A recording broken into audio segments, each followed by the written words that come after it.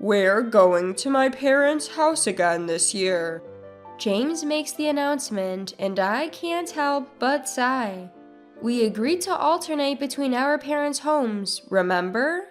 I say it, but the promise we made before getting married has never been kept. If we go to your parents, it'll be stressful. I want to relax during the New Year's celebration. James gets grumpy at my resentful look. How about this year you go to your parents alone and Ava and I go to mine? I suggest, but James grimaces. That's not gonna work. The whole point of going is to be dutiful children. If you're not there, it defeats the purpose. You mean you need a housekeeper, don't you? I swallow those words. I don't want to create a hostile atmosphere in front of Ava. I'm Sophia, a working mom married to James for 4 years. We have a 3-year-old daughter named Ava. She's a late talker, but she's so adorable, I can't help but love her. Whenever we visit my in-laws, I'm the one stuck doing all the housework. James is usually out with his friends, so he's not around to help. To make matters worse, Emma's family, who live in the same city as my in-laws, always seem to visit at the same time as us. Even though they live nearby, they stay overnight, probably to dump the housework and childcare on me. Emma got married young and has 4 kids, all boys.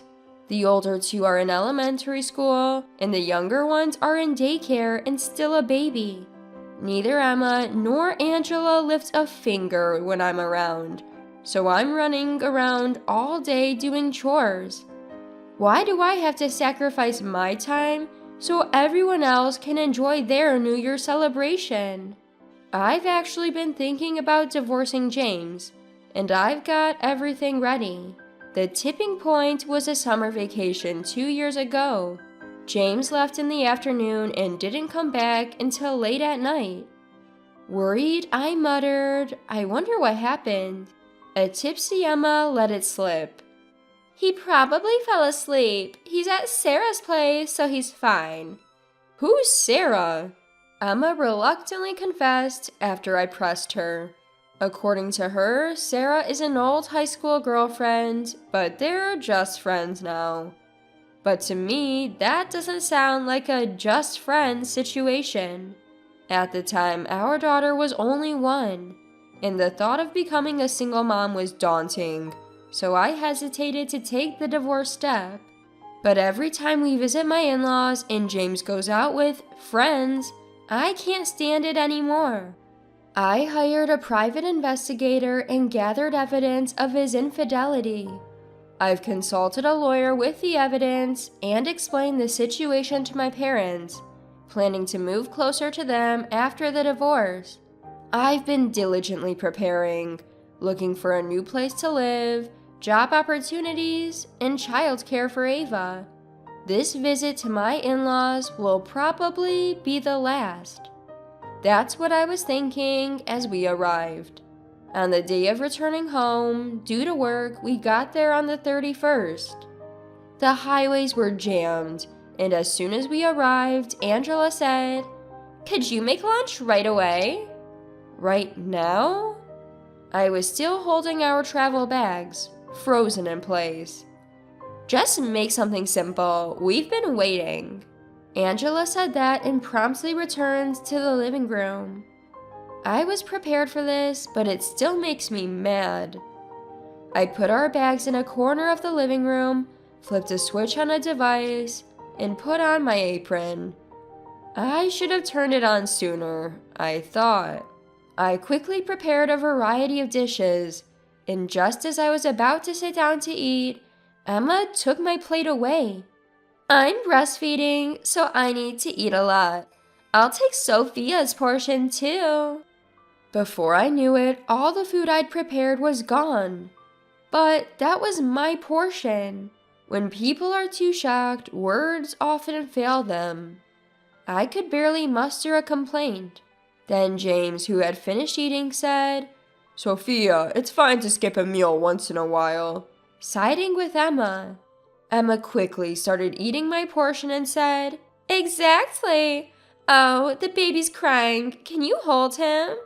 She pointed at the baby while chewing her food. Angela urged, "Come on, Sophia, hold the baby." My in-laws were watching TV while sipping coffee, and James was lounging around. I hadn't sat down since we arrived. As I was walking around holding the fussy, sleepy baby, David yelled, "I can't hear the TV. Take the baby outside until he falls asleep." Once the baby finally fell asleep, Angela called me to wash the dishes and then go shopping. The catch is, we have to pay for everything.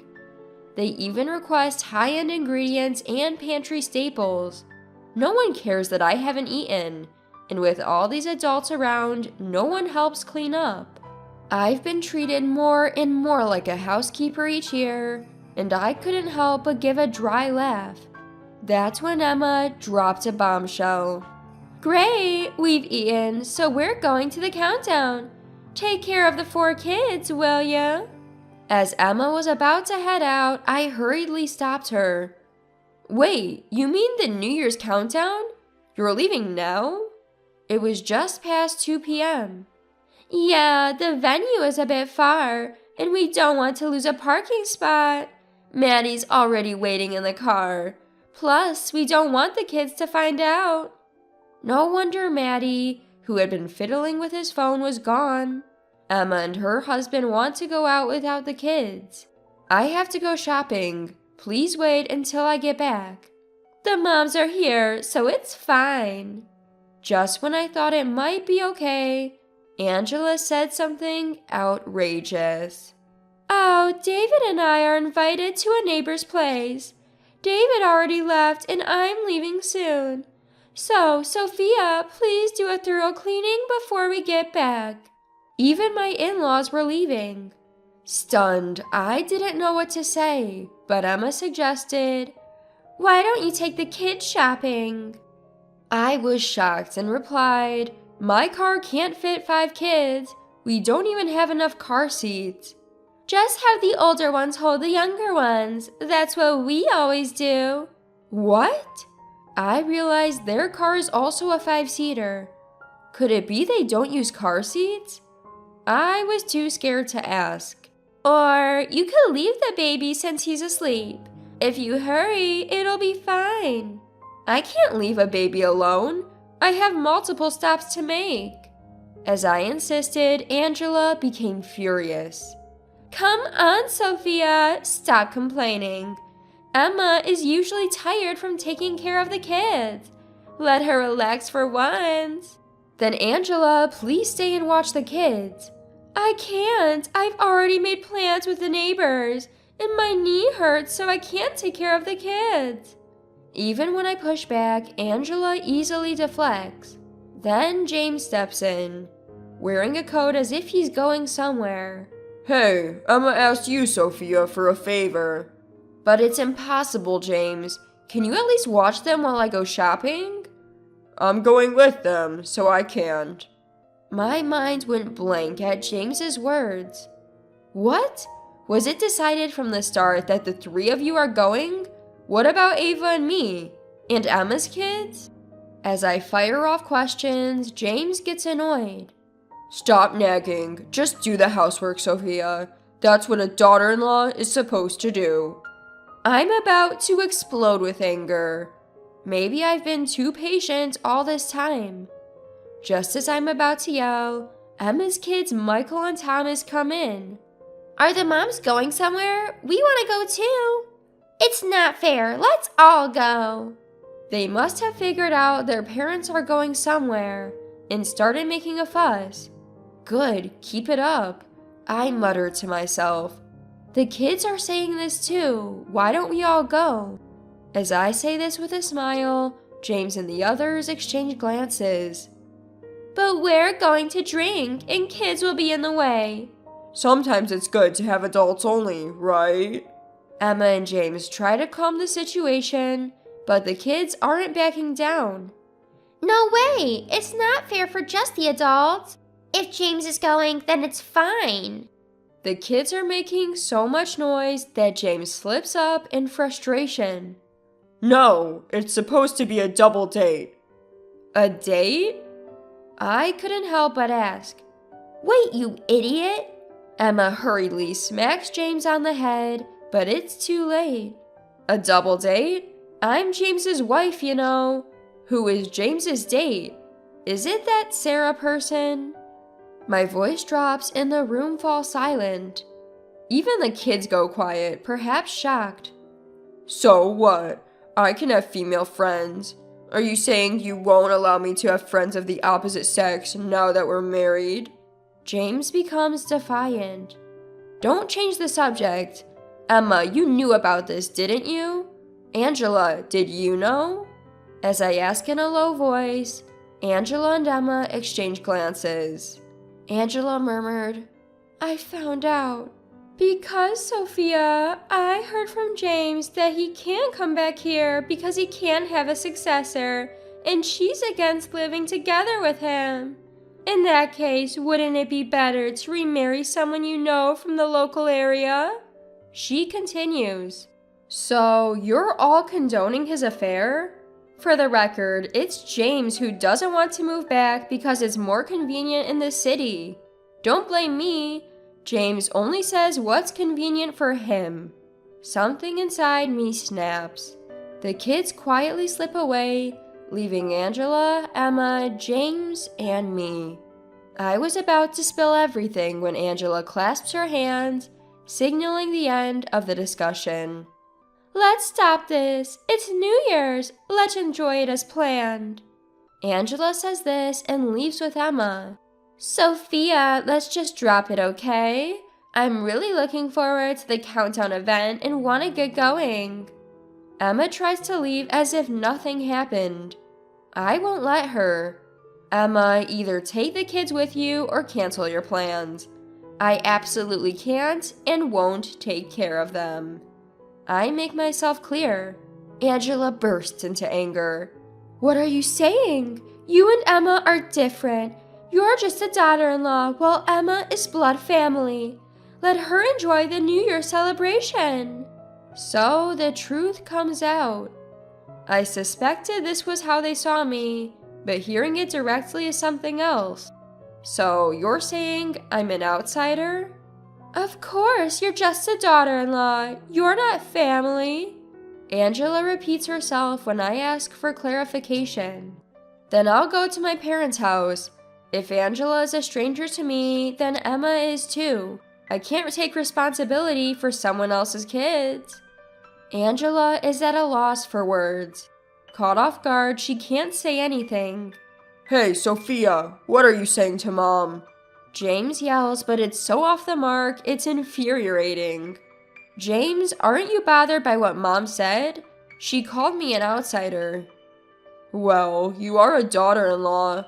Unbelievable. What about Ava? Ava's my daughter, my blood family. So, even though Ava is your blood family, and I'm her mother, I'm not family? What am I then, your housekeeper? Hey, watch your language. No, I hit the nail on the head. But your housekeeper is resigning. I'm filing for divorce. And I'll be seeking alimony from both you and your affair partner, Sarah. Saying the word divorce feels liberating. James is shocked, yelling, Why divorce all of a sudden? Emma adds, Don't talk about divorce over something like this.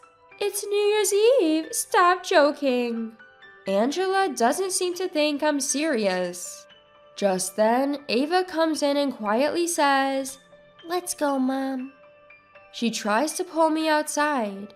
She was quietly playing in the living room earlier, but it seems she's worried about me after hearing our argument.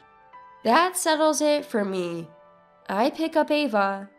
Let's go to Mommy's house. Ava hugs me tightly. Fortunately, our bags are still unpacked, sitting in a corner of the living room. I grab one. Wait, if you don't watch the kids, we can't go to the countdown event. We were really looking forward to it. Emma is still pushing her agenda, and I can't help but laugh.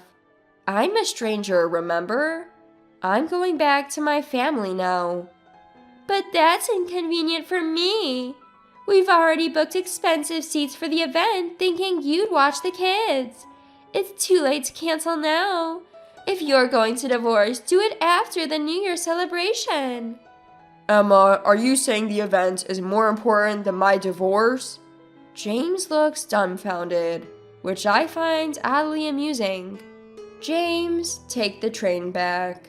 I drop that line and grab the car keys. We'll discuss the details of the divorce through lawyers.